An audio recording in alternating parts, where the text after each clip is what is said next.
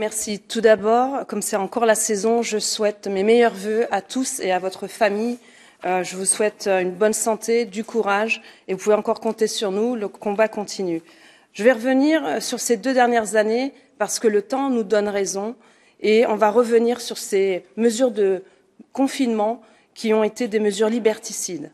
Disproportionné, délirant et totalement contre-productif, 3 mots qui résument parfaitement les mesures de confinement qui nous ont été imposées. Des mesures qui n'ont eu que peu ou pas d'impact sur la mortalité due au Covid. Et nous le savions, nous, dès le premier jour. Car la Suède, qui a refusé de fermer complètement sa société, est-elle vraiment pire? La Floride, où le courageux gouverneur DeSantis a défendu la liberté en refusant de suivre les ordres de Fauci, est-elle vraiment pire? Et les nombreux pays africains où il n'y a pas eu de lockdown à proprement parler ont-ils péri? Non, bien sûr que non. Alors, par contraste, regardez en ce moment les scènes chaotiques en Chine. Le pays a subi 2 années de lockdown totalitaire dont certains politiciens ici présents pourraient rêver.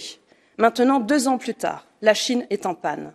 Ces mesures de confinement imposées ont causé la misère, le désespoir et la souffrance de millions de personnes. Ils nous ont privés de notre liberté. Ils nous ont privés de nos emplois, ils nous ont privés de notre santé. Et ce qui est sans doute le pire, elle a mis en péril l'avenir de nombre de nos enfants. À ce jour, des tonnes de rapports ont été publiés, suffisamment pour remplir une bibliothèque entière. Tout confirme les dommages causés au bien-être de nos enfants. Fermeture d'écoles, mesures de confinement, masques, absence de contact direct, perturbation des services de santé mentale. Tout cela a entraîné une montée en flèche des problèmes psychologiques. La colère, le stress, la dépression, l'anxiété et les pensées suicidaires ont atteint des sommets.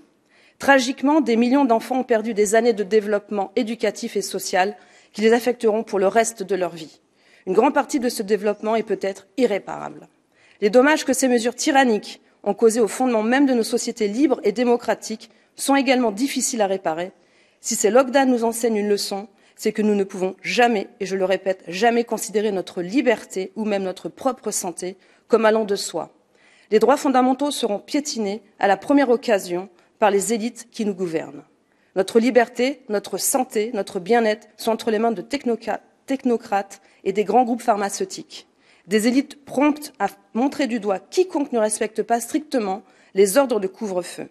Des élites qui clouent au pilori quiconque remettrait en cause le vaccin ou refuserait de se faire vacciner. Mais maintenant que c'est à leur tour de rendre des comptes, elles se cachent dans leur tour d'ivoire en relevant le pont-levis. Oui, je parle aussi de ces plutocrates dont beaucoup viennent de s'envoler en jet privé pour Davos. Ils passent leur temps à se blottir les uns contre les autres dans leur décadente station des Alpes suisses, où ils peuvent planifier des restrictions de nos droits civils lors de la prochaine pandémie, protégés du peuple par une armée de policiers afin que personne ne puisse leur demander des comptes. L'un des suspects habituels, sans surprise, est la présidente de la Commission, Madame von der Leyen, qui est introuvable lorsqu'il s'agit de demander des comptes.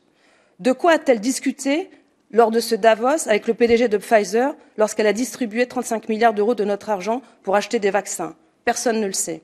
Le médiateur, la Cour des comptes, le Parquet européen, les États membres, ce Parlement et les citoyens, tous attendent encore des réponses. Mais nous continuerons la chasse pour découvrir la vérité, aussi longtemps qu'il le faudra, pour que chacun d'entre eux, au sommet de la galaxie européenne, rende des comptes de ces doctrines de verrouillage et de vaccination. Pour les enfermements, les vaccins obligatoires, les passes Covid, ils nous enseignent des leçons très importantes. La liberté n'est pas gratuite et elle n'est pas de droit. Que les droits civils ne peuvent jamais être considérés comme acquis.